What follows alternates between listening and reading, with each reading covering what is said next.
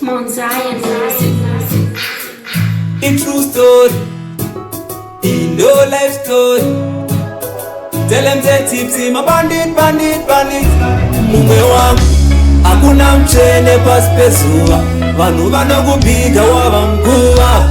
Neva vengi vako pamariro ako ndivo vanototenda. Vanokupiga kana wafu. Vanokupiga kana wafu. Anzi angaripo, asipa wanga uripo. Ndo vaikulafa. Vanhu vanokupiga kana wafu. Vanokupiga kana wafu. Anzi angaripo, asipa wanga uripo. Ndo vaikulafa. Ukangoziya kuti munu aufe wakaita problem. Ukangoziyawo unu wemunu aufe wakaita problem.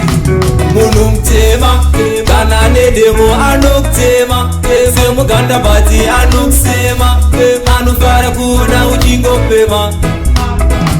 Saka ndaramba no sabiki mani sando zangu ndipeyo. Saka ndaramba no saposi ala sando zangu ndipeyo. Saka ndaramba no safuri mani sando zangu ndipeyo.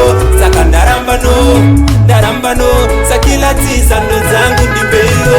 Vanhu vanokupiga kana wafu. Vanokupiga kana wafu.